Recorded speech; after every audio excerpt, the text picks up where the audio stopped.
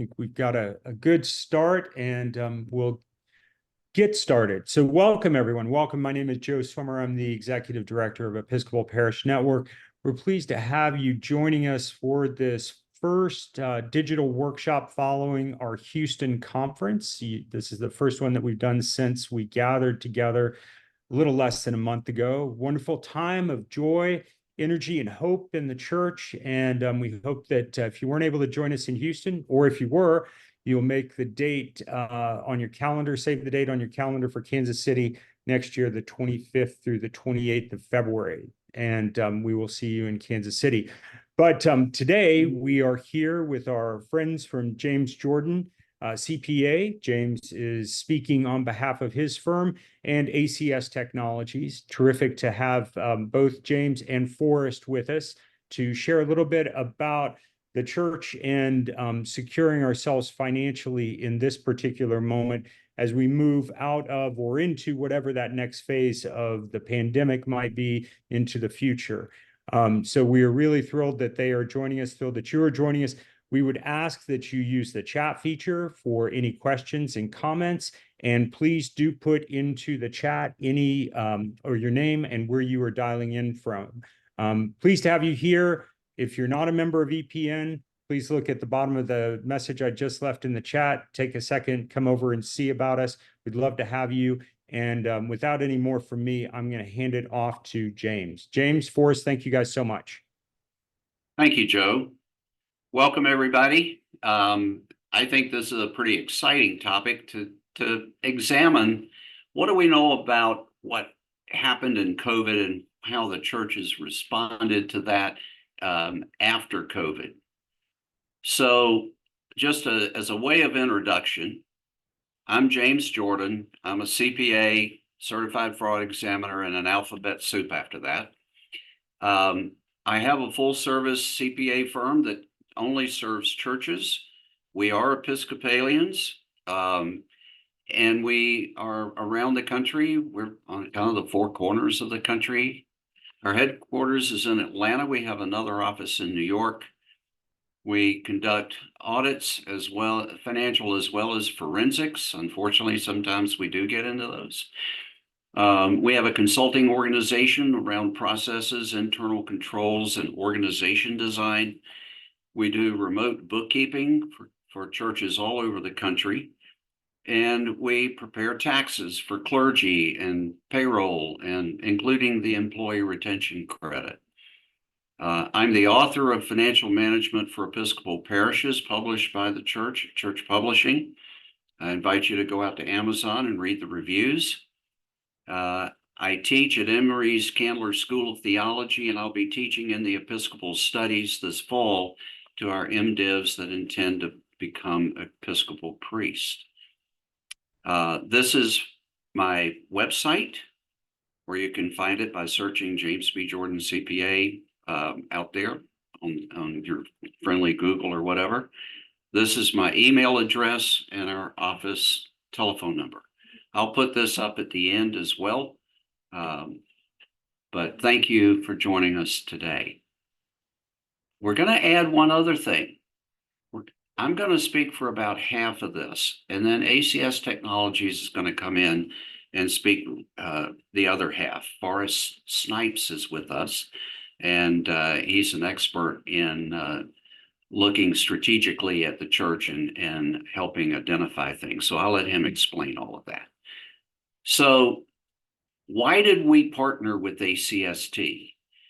They are hands down the premier software company in the ministry support and accounting industry. They, for all intents and purposes, have about half the market. And they serve dioceses and churches of all sizes. Why did we join them? Well, I have a 45-year history with ACST. I was in Florence, South Carolina, when the founder decided to leave the bank and go out with this COBOL program on 80-column cards that in 1978 provided general ledger for churches. And the rest is history since then. So I've been around them for a long time. So August the 30th of last year, we became the exclusive partner for ERC for ACST. And currently we have over $10 million in refunds that have been applied for by churches. You might hear Jeff Clark, our Chief Operating Officer, chime in with some question and answers. He's monitoring those chat questions, so please put them out there. But he also runs the ERC part of the practice. Then on January 31st, we've been doing a lot of remote bookkeeping and became the exclusive partner with ACS and their customers to provide that service. And we're going to go into some of that later on, but there are some other webinars and out on their website, and there are some blogs and things like that. But I've talked to a lot of you already, and we appreciate that. But the meat of this really is around what happened. How did the church emerge? And the best source of data for that comes from the parochial reports that were turned in and used in the General Convention, this last General Convention. So we've seen an awful lot of changes in church attendance since the onset of the pandemic. The denomination had approximately 1 2/3 million baptized members in 21. As we emerged from it, this is what's in the 22 parochial reports.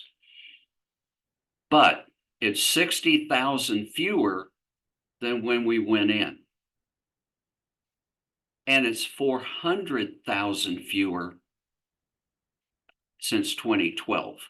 We used to be over 2 million baptized members, and we're down to 1 2/3 now.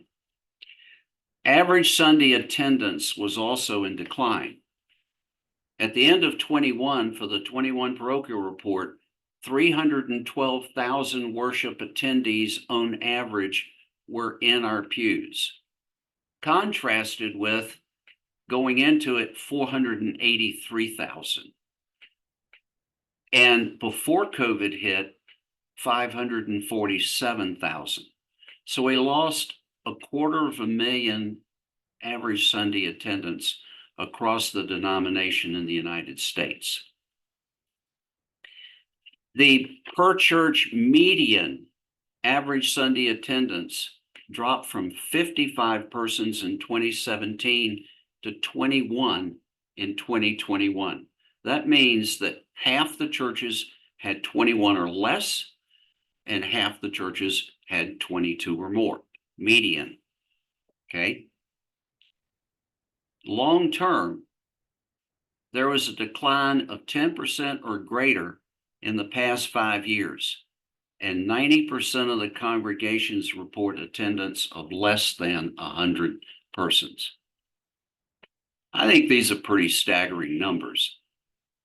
And yes, you can point to COVID, but as we're going to see, there were lifestyle changes, there were shifts in the population, there were all sorts of things that really boil the ocean and have left us in 2023 and 2024 trying to deal with it, trying to get our hands around it, trying to even understand what happened, and so forth. So let's look at a couple of other things. This coming out of this, half of the attendees in the church are over 65. So of the 1.678 million, 800,000 plus are over the age of 65. Then when you add those families that have students that are in high school or possibly even out of high school, that's another 30%. So now 80% of our attendees don't have grade school children. So when you come down to the young adults and you look at the youth and you look at the children, we see that the pipeline for youth and vitality is really dwindling. I don't know if you find that troubling, but I do. And so we've got to understand better going forward who our attendees are, but more importantly, or at least as importantly, who they're not.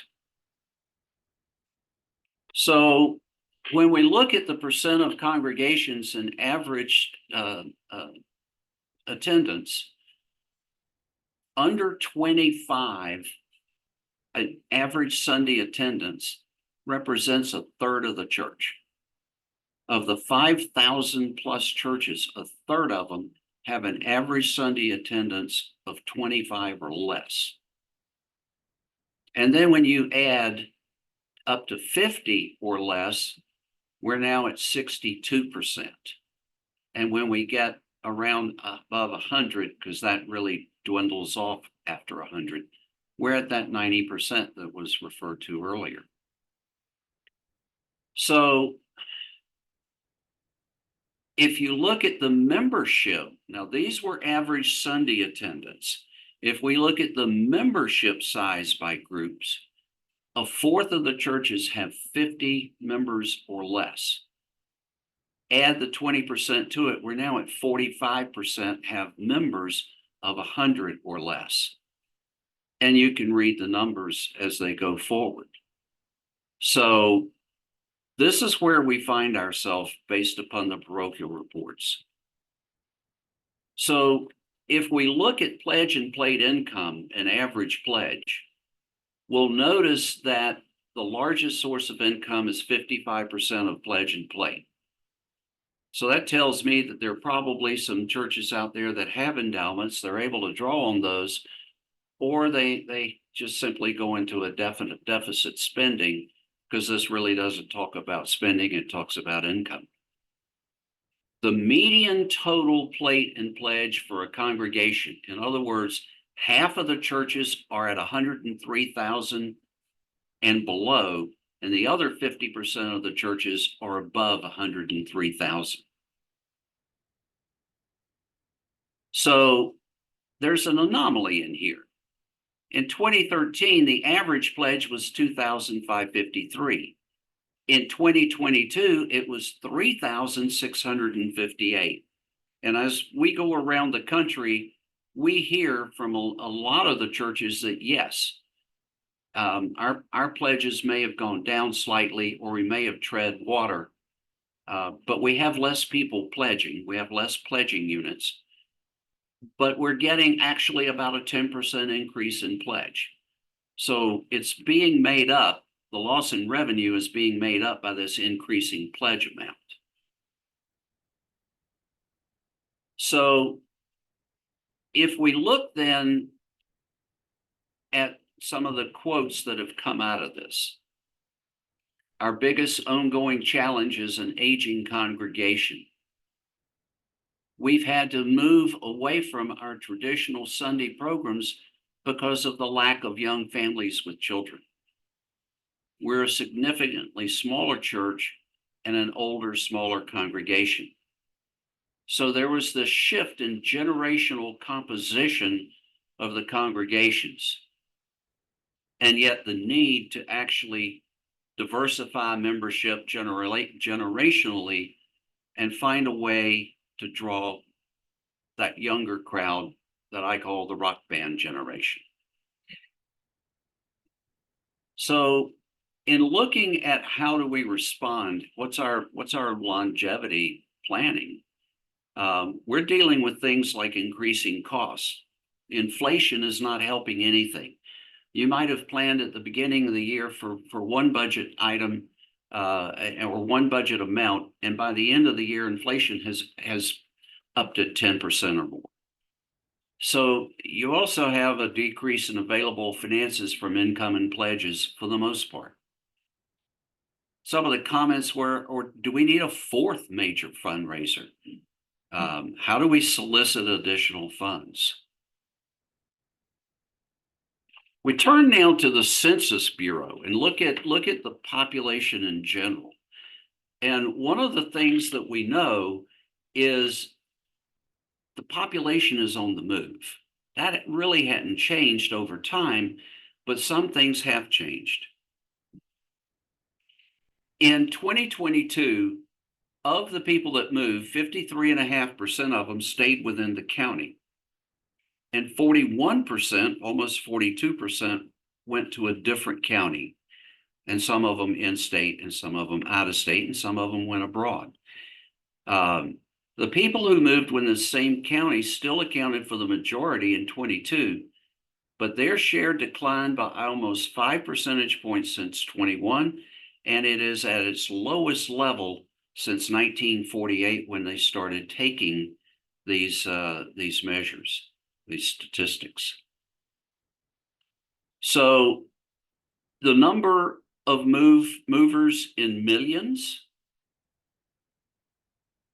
and the most important statistic is this one right here. That says that of the US population, 8.7% moved in 22. In 21, 8.4. That's 17.1. And if you add 2020, it is now 26.4%, or a fourth of the population. What's key is, what's key is that 26% is the life cycle of a vestry. So if you came on vestry in this year and left this year, 26% of the population around you has potentially moved. And that's how we can see significant demographic shifts, and how we can have different perceptions and views and on and on and on. But this is how we end up with a half of the population at 65% and over, which were probably not the major ones moving. It was that younger crowd that was moving. And we've got to find them, we've got to identify them, and we've got to offer something for them to hold on to. I'm going to use an analogy of a grocery store. So how does a grocery store deal with 26% of that moving? They have to stock the shelves with things that people are going to buy. They have to understand price points. They have to understand choice of size or choice of brand, all these different things. So the retail grocery model, they look at 70% of the store customers having to reside within a 1.7 mile radius. If you ever wonder how they determine when and where to put a grocery store, that's what they're doing. They're looking for a population density. But then they need to set the shelves with things that people are going to buy.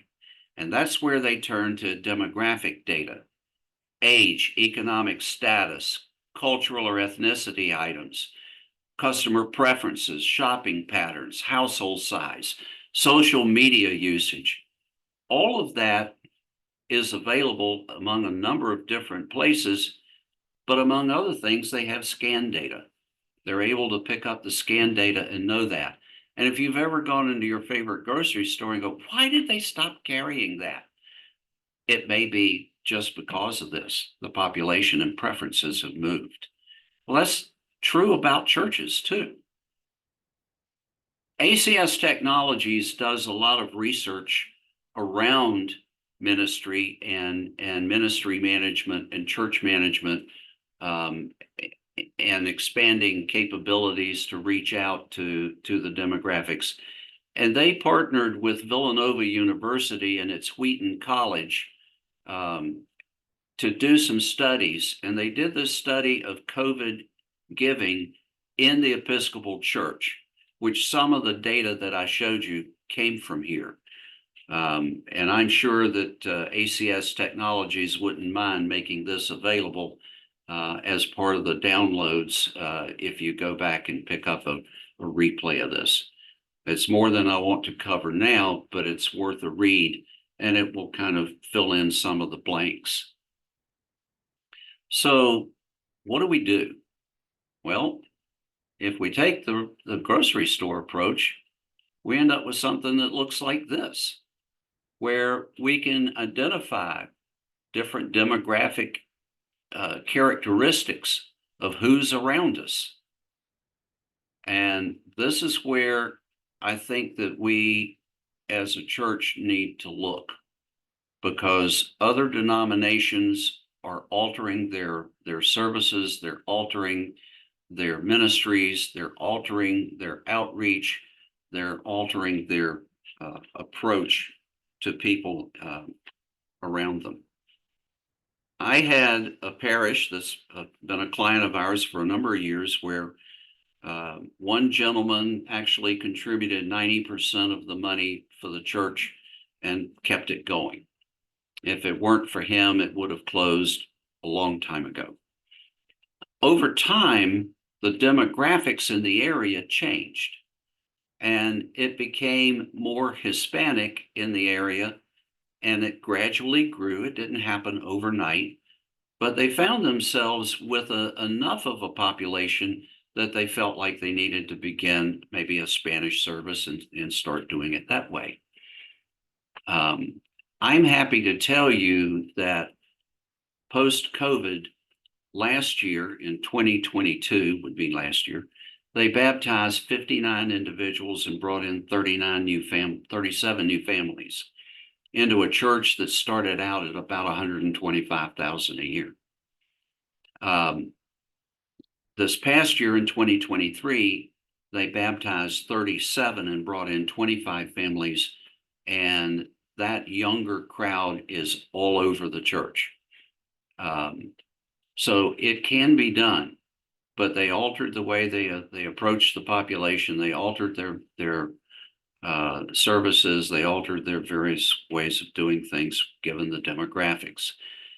And, you know, it's not the only answer, but it certainly doesn't help to know who the people are that are not sitting in your pews. And with that, I'm going to give you my summary slide one more time with the telephone number and the email address and the website and whatnot. And I want to turn this over as soon as I check with Jeff. Jeff, do we have any questions that I need to answer? No, I think you covered everything. The questions was about viewing the slides and if they would get copies of them. And of course, yes, we'll provide recordings of this afterwards. And copies of the slides, and I'm sure that Forrest will give you a copy of that Villanova report as well.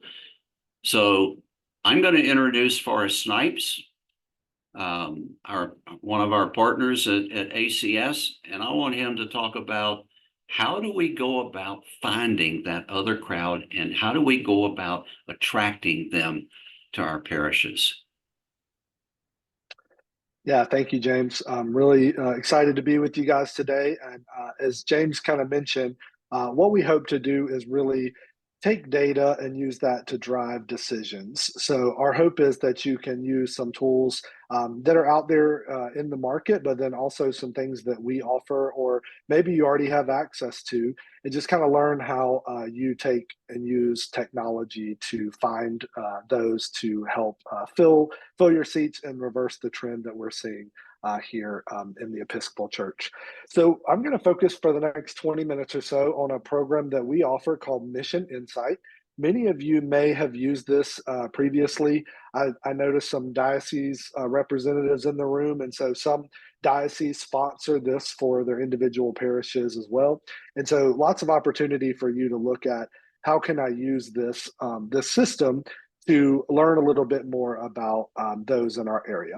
So we have two goals with Mission Insight. One is to better understand the people that are currently in your congregation, and the other is to understand the people that are within your surrounding area. We know that each of you may be in a different area where, some areas you may be able to travel 15 miles in 15 minutes, like where I live. I sit on the intersection of I-95 and I-20 in Florence, South Carolina, and I can jump on either interstate and be 15 miles down the road in 15 minutes and go to any church in that area. But some of you, it may take, 15 minutes to travel a half of a mile, depending on where you live. And so we've created this tool called Mission Insight, and it allows you to really draw radiuses or polygons around your church and say, let me understand my surrounding area, and then do some comparisons to our existing individuals. So I'm going to kind of work you through a few things that you could use this tool for. Again, you could access this as an individual parish, or this could be something that a diocese sponsors for you. I'll give you some info at the end on how you can check that and how we can get you some access to this. So I'm going to start with some basic reports that we have. This is a great exercise to go through as a vestry. Any leadership in your church, to just kind of as a group understand those around us and use demographic detail to do that. So I'm just going to walk you through how we would do that within the system. I'm going to click to create a demographic report, and I can do that based on zip codes, a city, a county, or I can do that based on a radius or a polygon that I draw. So I'm going to use an example here since I already have some things downloaded to help make it easier to show you.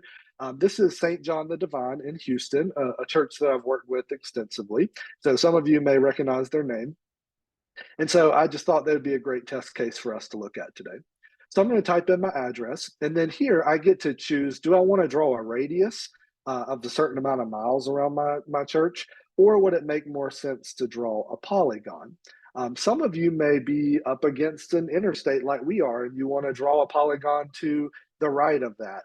Maybe you have an area where you say, you know what, this is a newer neighborhood that's being developed. I want to focus in on this area and kind of understand the people that are moving into this area.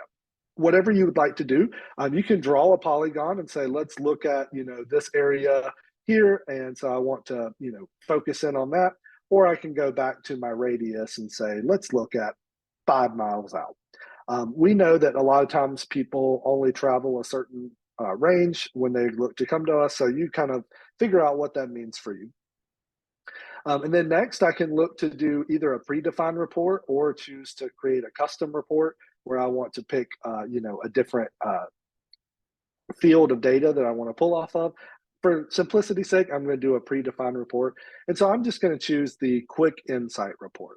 So the quick insight report is just a way for you to see 11 pages of detail and demographic information about your area. So I've already downloaded that. So I'm going to kind of show you this and walk you through it. So as you can see, it's about 10 pages here. And so this is going to give me some insight of this 5 mile radius. So we use lots of different data points, some with Experian, some with census data, all different types of data. And we kind of combine that to say, let's tell a story of this area.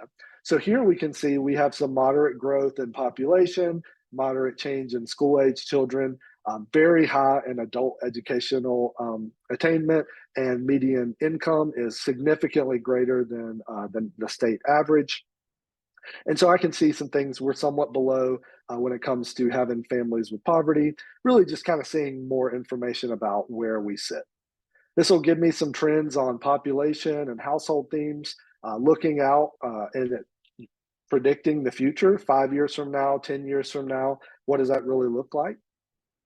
And so kind of give me some detail, just lots of different demographic points. But where I want to focus today is on what we call mosaic codes. And so mosaic codes are a great way for you to see things in a digestible format. So whether you know it or not, each of us on this meeting is in a mosaic code.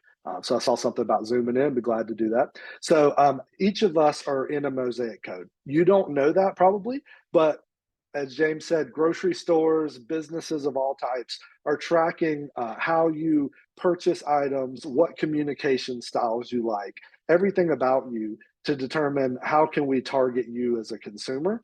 What we hope to do is just kind of use some of that similar data, but in a ministry lens. How do we use this in a way that allows you to reach or design outreach opportunities for your church?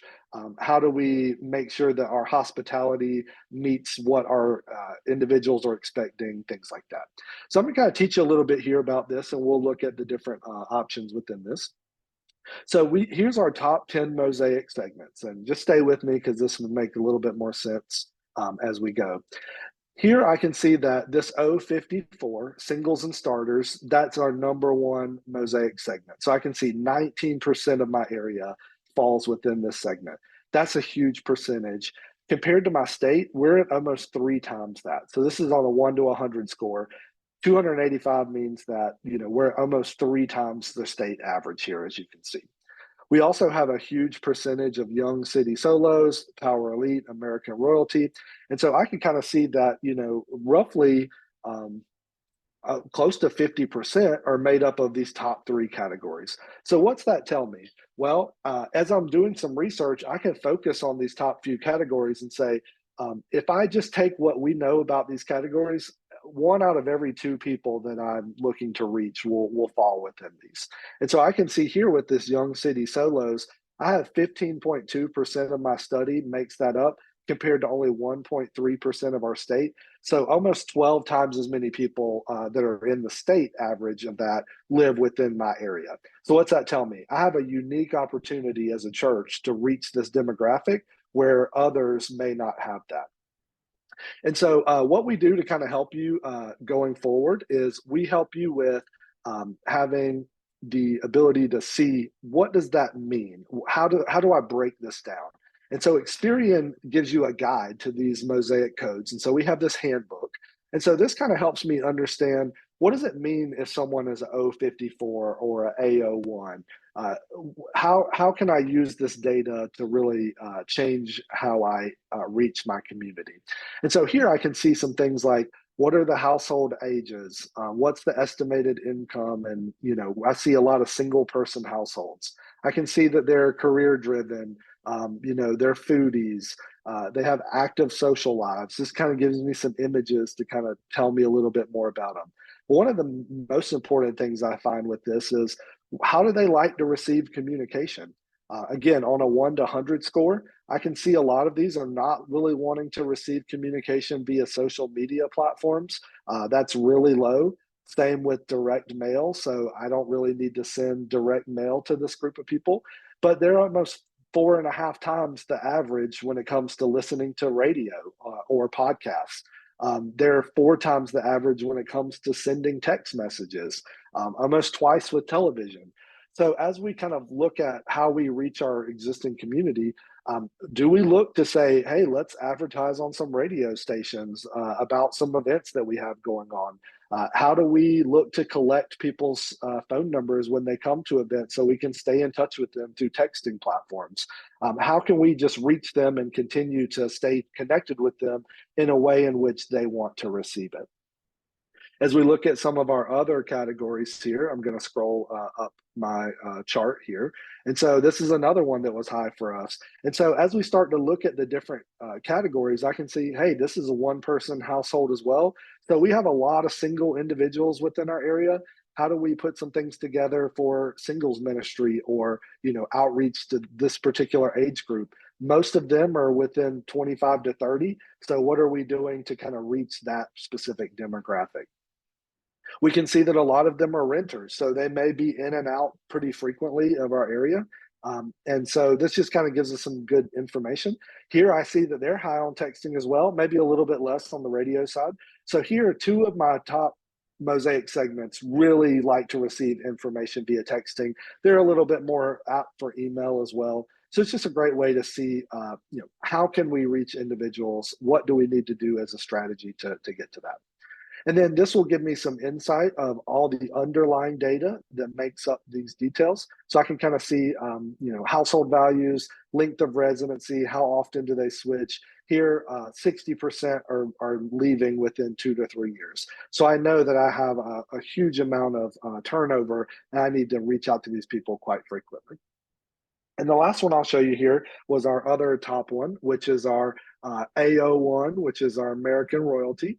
You think about these of some of the wealthiest Americans out there. And so we look at this and see, these are estimated of $250,000 a year household income. 40% of them have that. A lot of them really like email. They're a little bit more on the social media side. They do some TV, but they don't listen to radio or podcasts at all.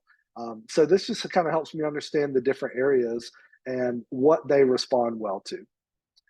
And then to take it one step further, that's really giving you some great demographic detail and information. But then we also put a ministry lens on top of that and say, okay, based on what we know about them as an individual, how do they respond to things in relation to a church? And so we have these ministry impact guides, mission impact guides, that are really helpful for you. And these are compiled by Tom Bandy. And so this will, through a ton of different research, we can look at these different guides and say, okay, based on what we know about those that fall within the American royalty through surveys and collecting this demographic information, how does that apply to us as a church when it comes to reaching these individuals? So here we see, this is the American royalty. We can read some descriptions about what this type of person views as church membership. They see it as a social status. Religion's a good thing. Churches, institutions make a valuable contribution to society. I can see lots of different detail about, what their common church presence is, all those details.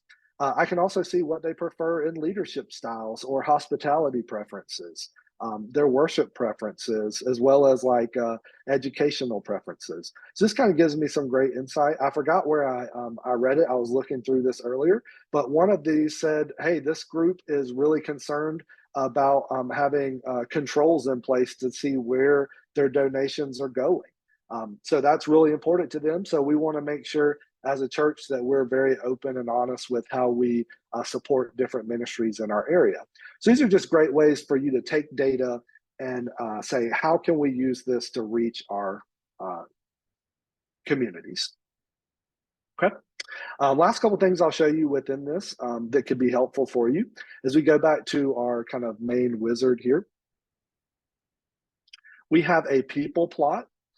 Many of you may be using some systems that we provide to you today, one of which is called Realm. And so if you have Realm, that's something where you can just connect the data directly from Realm into Ministry Platform, or excuse me, Mission Insight.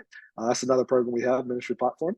And so if you use Realm, you could go ahead and connect these people in. And so if I want to say, let's plot my congregation on a map, this is my congregation,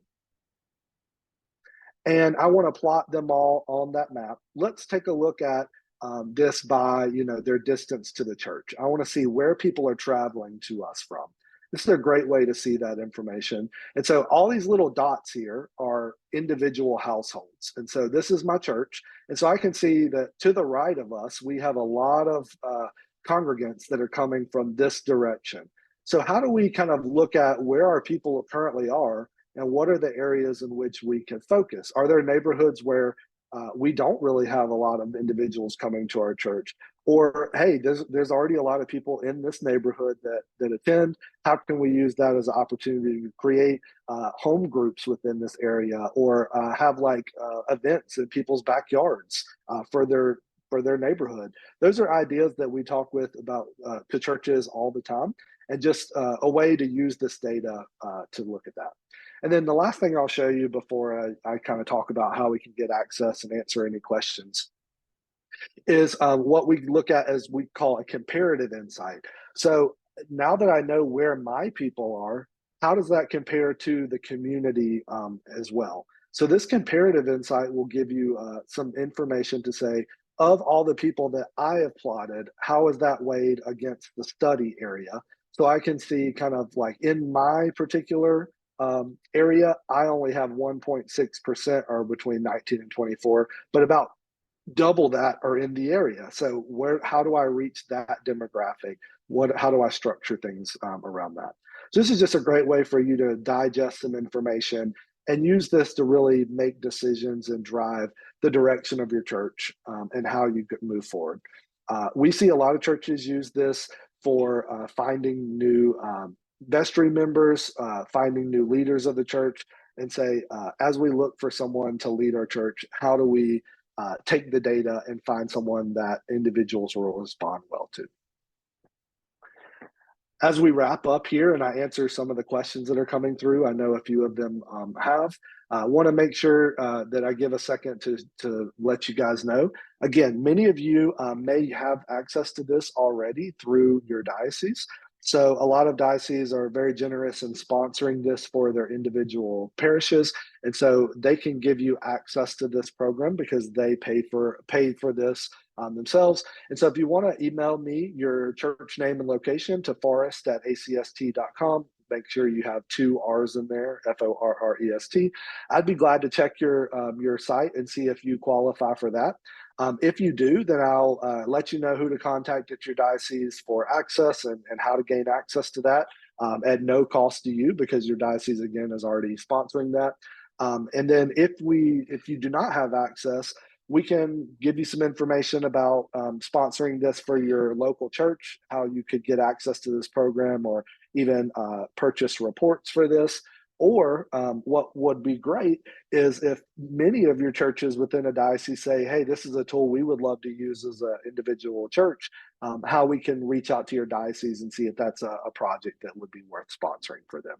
So I'll pause now and see if we have any questions, Colin, that you haven't answered already that you think might be worth answering aloud as we wrap things up. Yeah, I'll come off of mute for just a moment. Can you hear me? I can. All right. And Forrest, if you want me to answer any of these, tell me, but I will pose them to you initially. Okay. Does ACS Technologies have the account with Experian to gather the data, or will the church or diocese have the direct relationship with Experian? And this is around the idea of future access to this data to monitor demographics on an ongoing basis. Yeah, great question. So we kind of take care of that aspect for you through the technologies that we've built. We're accessing the data for you. Having a subscription to Mission Insight would mean you have the ability to go pull this information at any time. So this will be a tool that you have, and you can go and create all the different reports that you want, draw your radiuses and polygons. It's not something where you have to do anything external from what we're providing. All right, Forrest, I've got 2 that are in a similar vein. What data and processes are used to determine the worship, faith, spirituality preferences of the Mosaic groups? And how does ACS Technologies determine populations' religious affiliations or inclinations? Yeah, great question. So some of that information is collected through census and research that we're looking to pay for and purchase through other providers. A lot of that is things that we do ourselves. We purchased something called the American Belief Study. That's something I didn't really get into today, but that's something where we've paid for and conducted a lot of these surveys to make sure that we capture data from all different areas of the country, all different demographic backgrounds, and say, based on all the surveys and things that we've collected, how does that apply to your area and within the lens of those Mosaic codes? All right, I've got another one for you, Forrest. Okay. It's for the folks that just heard that answer, it's going to be a similar answer. But for the question, our congregation is urban with a major LGBTQ population. Do you feel that same-sex couples and families are being accurately represented in these demographic groupings? Yeah, that's a great question. And, something that I think about a lot as well. To some degree, we're a little bit reliant on what's being asked in some of these surveys and content as far as how we capture that information through census data and everything. So some of that is some information that's lacking, as we have, not seen census data really pull some of that information in. And so to some degree, that's where we're going to see some gaps. Our hope is that you can use the data that you have and say, how can we rely on that, as well as just any other data out externally that you can see that might help you better understand that. Colin, I don't know if you have anything from your seat that you want to add to that, but that's just something I see, where there's definitely opportunity for improvement for how data is captured around that data point. Yeah, I actually answered that question personally to the person that asked it, and said something similar for us. There's 2 types of data here. One of it's very objective demographic and consumer data. The second part, the latter, is the subjective American Belief Survey. But we do our best. We actually work with a survey company that does this for their business to ensure that the Northeast and Southeast and Midwest and Western United States, they all answer those things differently. And so there is an emphasis to ensure that those perspectives are gathered based off the different regions. Yeah. How are the Mosaic codes created, Forrest? So Mosaic codes are created by Experian. So in their research from a consumer behavior and everything that they've done as like kind of a global national company, this is how they've chosen to categorize different groups of individuals. And so we look at that as kind of like an industry standard, how a lot of businesses are looking at data. And then again, that's where we take that ministry lens on top of that and say, okay, if we use this as kind of our underlying data point and what we want to use to categorize, then we would look at using that to use for those ministry lenses and guides. I saw a question that Joe posted that I thought was interesting, and I wanted to answer real quick. Doesn't it behoove, which is one of my favorite words, by the way, I love to say behoove, doesn't it behoove dioceses to gain access to every member in the diocese name, address, phone number, email, etc., from all parishes? I would say yes. A lot of dioceses that I work with, here at ACS, one of my roles is to work with every Episcopal diocese that needs any type of our software. And so I've worked with many that do that quite frequently. They collect data on a semi-annual or annual basis, use that within a database, and then kind of help guide individual parishes with that data, and then also use that from a development standpoint as well. So yeah, it definitely would be a great idea for those dioceses that have the resources to do that and really think in that way. Many dioceses are already trying to kind of come up with ideas and things around that, but would definitely be something I recommend to any diocese that I work with. Forrest, I've got a really good question that a lot of people, when they see a program like this, ask. I attend a church that has 11 churches within a 3-mile radius. Is that competition taken into account for ACST reporting, or does that even matter? Yeah, great question. So I don't think that we look at it from a perspective of any neighboring churches or competition.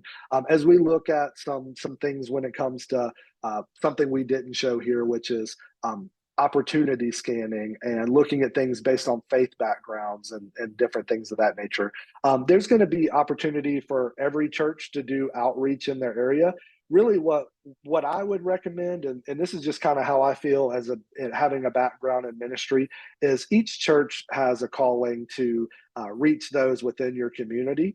How the people in your community respond to your outreach individually is up to them and up to each church on doing that. So I don't look at it as competition. I think every church has a desire to fulfill the Great Commission and reach those that are lost. And so if some of us are doing the same thing in the same area, that's great. I could think of a church that Colin attended that's in my neighborhood, a Baptist church here, and I could think of a Presbyterian church across the street. I know both of them well, and they're going after the same neighborhoods, and they're saying, hey, you know what? If they go to your church or they go to ours, we don't care. We just want to make sure that they know someone in the area, wants them to feel welcomed in the churches around them. So I don't look at it that way. I definitely understand where the question is rooted from and that, but no, we're not preventing anyone from using this or really kind of guiding you to do that based on others' usage of it.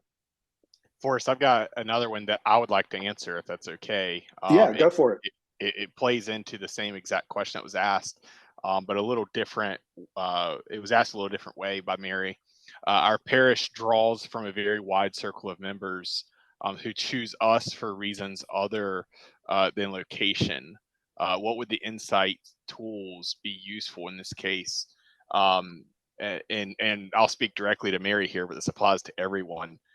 So location is not the only thing. Certainly, it does play a big part in that American Belief Survey that we did. Don't quote me on the exact number, but it was something like 68% of Americans wanted to to drive less than 15 minutes to worship on a Sunday. So almost 3/4 of folks. So location does play a big factor, but it isn't the only thing. So when you think about the things that your church believes compared to other churches in the area, typically we see successful churches mirroring their community. And so that can be from a age standpoint. If your community is an older community, we don't bring a young hotshot, priest or pastor into the church. If you live in a very diverse community, typically you look at that stuff when it comes to hiring, because your goal is to mirror your community and your mission field, and the mission field typically is within about a 15-minute drive. So there's a lot of other factors that play in, all of which Mission Insight can provide that demographic and percentage data on. I see a question about, have we looked at individuals who maintain multiple church affiliations and what the data tells us about them? Yes, so that's something, within a limited amount of time, we didn't really get to show, but some of our opportunity scanning, we can look at how you identify and cross-reference those data points and really dig into the details of that. So that's definitely something, if you have more interest in, we can talk a little bit more directly with you about. But yeah, this is really meant to be pretty surface level of just kind of planning an idea out there for you, but something that's good for you to know. Megan asked, do you offer any advice on merging churches of the same denomination within an area? Absolutely. So that's something where we see a great use of it from a diocesan perspective, is that dioceses use this in several different ways. They provide you access to it as an individual parish. They also use this as a tool for making decisions on where do we plant new churches, where do we look to close existing churches and combine those within a similar area. And so that's definitely something that we see dioceses use, and we will help coach and guide you through that as part of implementation and consulting with use of the tool. Let me, we have another. If I could Go ahead. interject one thing. We were working with a church, a cathedral actually, who pointed across the street and said, over there is the state university. And yet we don't have anybody in our church, and we're literally across the street. We started using Mission Insight and could identify an apartment B1 on the next corner, what their age was, how they got their news, how they preferred to be communicated with, education level, number of kids. I didn't think it asked about dogs, but being a dog lover, I'm interested in that in case you have an influence on the survey. But it provided even apartment by apartment demographics because they used the polygon and zoomed in on it. Perfect. Thank you, James. I had one more question that I thought was interesting to answer. We have, do you have any tips for capturing membership data? We have several members who have been resisting putting their info in Realm because of privacy concerns or seeing no benefit to them. Here's something that I say probably 3 times a day as I work with churches. Really, this is this great book that I read. Many of you might have read it. It's called Start With Why. And so what it means is, what we talk about a lot of times is the what or the how or the who, but we don't really often, explain the why of when we ask a congregant to do something. And so as we look at capturing data from someone, the why behind that is, as we know more about you as a congregant, we can tailor our communication types to you. We can, figure out how you, interact with us as a church, how we can serve up potential opportunities for you in serving, and, joining groups and registering for different events, all those type of things. So my best, thing is you're always going to have those people that have some concerns about where their data gets entered. The truth of the matter is no one's data is really without, or, in control of how their data is used on a day-to-day basis. But I understand where the question's coming from. I look at it from a realm perspective and say individuals have the ability to say who has access to their data. Can it be shared with others within the parish, or is it something that only administrators get to see? That's kind of one of those opportunities of education for them of, you can share data with us as a staff so that we can use that for the right purposes. But if you don't feel comfortable sharing it with other members of the congregation through directories and things like that, you have control over that and the ability to choose what those privacy settings are. So that's from a realm perspective for sure. Okay. I think that is all the questions that I see. Wanted to just drop again one last time, forrest@acst.com. I've already gotten emails from a lot of you, so appreciate your patience as I double check those and get those answers back out to you. But appreciate your time. Joe, we'll let you close things out from our perspective.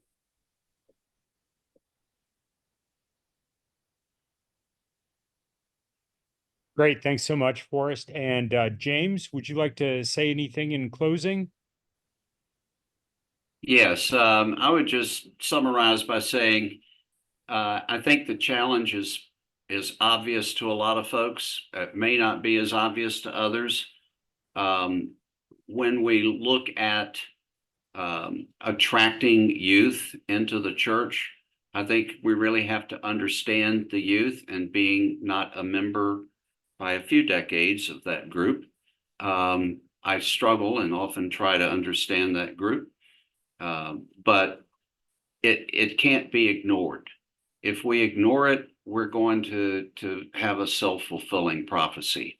And unfortunately, around the country, I see dioceses closing or consolidating churches on a regular basis. And it is not something that any of us want to have occur. I congratulate those who have taken up the challenge and have really gone after this issue. They are having results. They are being able to bring in new families and whatnot. But this is a tool, one of many. We'll do a blog shortly that talks about how do we use the budget and budgeting process to actually invigorate and inspire people to look at the church in a different way. So that'll be forthcoming as well. But thank you all for taking the time to come join us today. That's great. Thank you, James. And thank you, Forrest, and to you, both of your teams, for joining us today. Again, wonderful tools that are out there. We encourage you to take a look at them, and we're pleased with our ability to present the work that they're doing. So we look forward to seeing you all, hopefully many of you, tomorrow for our conversation with Catherine Meeks and Dean Moorhead Carroll from Jacksonville, and to our future digital workshops. In the meantime, thanks so much, and a blessed Eastertide to everyone. Thanks, Forrest. Thanks, James. Thanks, Jeff. Thanks, Colin. You all take care. Bye-bye.